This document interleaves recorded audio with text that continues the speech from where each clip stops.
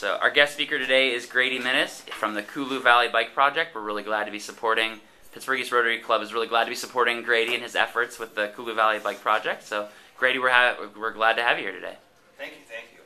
So my name is Grady. Little short backstory is from Sagertown, PA, which is around 2 hours north of here. Lived there for about 18 years of my life. It's nice out there. It's country. It's real laid back. I like it. Then when I was 18, I moved out west for a little bit, out to Arizona, and I didn't like it at all. I came back really quick, within a month. Then went down to North Carolina and started working with youth, at-risk youth, in a survival camp setting, wilderness setting, teaching them how to,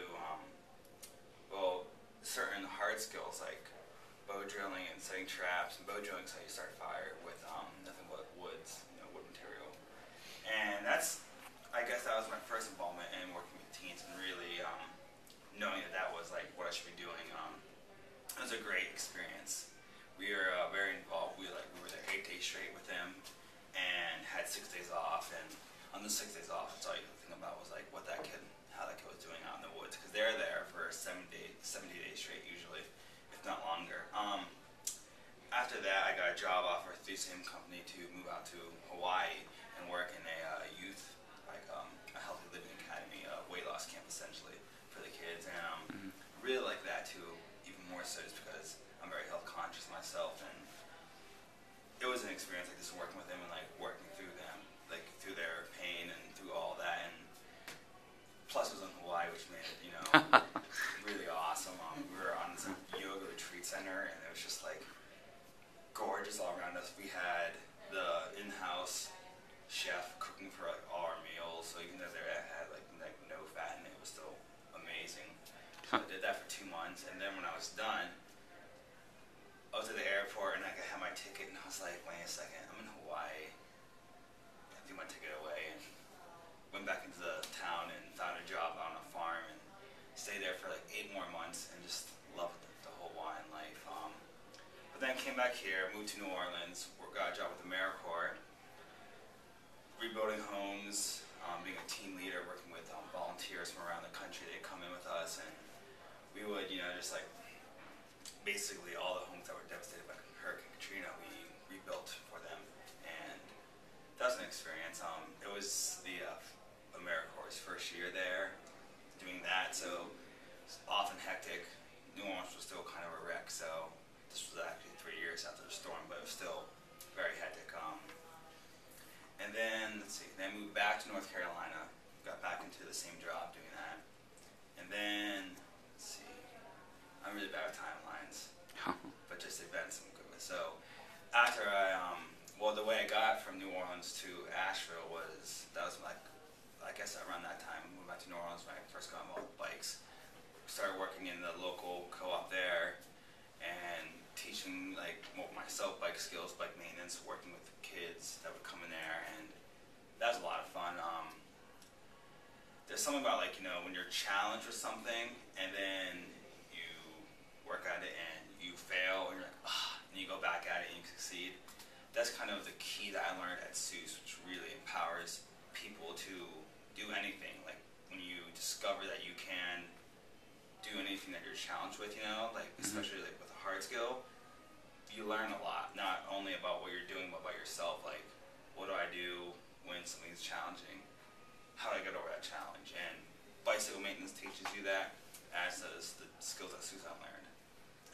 So anywho, took a bike trip from New Orleans to Asheville by myself, bike tour. It took me maybe 3 weeks. It was a lot of time on the road. Loved it. It was beautiful. Alabama was a little scary. But other than that, it was great. Just kind of fell in love with being on my bike for 8 hours a day, and just riding, and just that was what you were doing. It was great. So back in North Carolina, I really missed the work I was doing with the kids. So I was called them up, and they're like, come back, and did that for we're not gonna say it, there's no definite time, but I was there for a while doing it again. Also working in bike shops on my off time, and then it was time to come home to Pittsburgh just because I missed my family, and I was like, I'm gonna here, so took another bike trip from Asheville to Pittsburgh and loved that bike trip even more. I followed the Blue Ridge Parkway and very hilly, but also gorgeous. Yeah, loved that bike trip. It was great.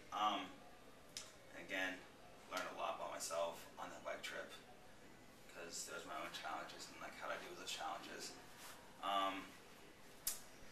So then once in Pittsburgh, I got a job again with AmeriCorps, and kind of, you know, I was, well, I was working with AmeriCorps, and I decided that I always had this like calling to India, and a lot of people ask me about that calling, and it's hard to say what that calling came, you know, where it's from, but it was always in India. Like I always, like, even when I was younger, I've always wanted to go to India, and now that I was here and kind of working with AmeriCorps, and there was a time that I was going to be done, and I was like, well, what am I doing next? And I was like, kind of just woke up one morning, I was like, I'm going to India. I'm going to do it. I've always wanted to do this. Now the time, you know, I'm like, why not you? yeah, right? Exactly. Yeah. I was like, this is what I'm doing. I'm just going to do it. And like, as soon as I made a decision, I just felt great. And I was like, oh, wow, I'm doing it. And I knew I was going to do this. It wasn't like, I'm going to do this. I mean, I didn't buy my ticket or anything yet. But I told myself I'm doing this, and I knew it was going to happen. And then it felt great. And I was like, and I've traveled some before in other countries, but I was like, I always as a typical tourist, you know, backpack and just like doing things like spending money, having fun. I was like, I want to do something in India. I want to really get to know the people of India. I'm going to work in an orphanage. And I was like, that's awesome. I'm going to do that. I'm going to love it. What am I going to do at this orphanage? I can just go there and, like, you know, I have all these skills. I love bikes. And I was hanging out at Freeride all the time. I'm like, Freeride has tons of bikes. Like, you go to Freeride, there's so many bikes there. So I was like, I want to take some bikes with me, you know, and, like, have fun with the kids and, you know, bike ride with them. It's going to be great.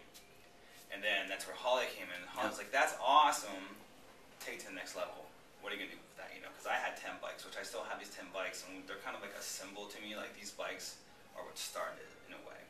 So that's where Holly came in, and then met RJ through Holly, and it just kind of like snowballed into this beautiful giant project where it's going to help a lot more people than I originally started, you know, or I found out. Because at first I was just like, I'm going to show my love of bikes to these kids, ride some bikes with them, show them how to work on bikes, you know, really that whole formula of like challenging them and having them like succeed at something and like gain this self-worth, which is still going to happen. I'm really excited about, but it's just going to happen on a larger scale. They're going to have so much more to look forward to now.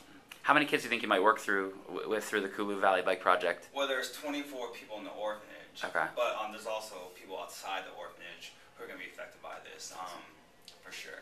Great. Yeah. Sounds So good. any other questions? Okay, we're going to have RJ come RJ? talk to you guys for a couple minutes. Thank you. Thank you.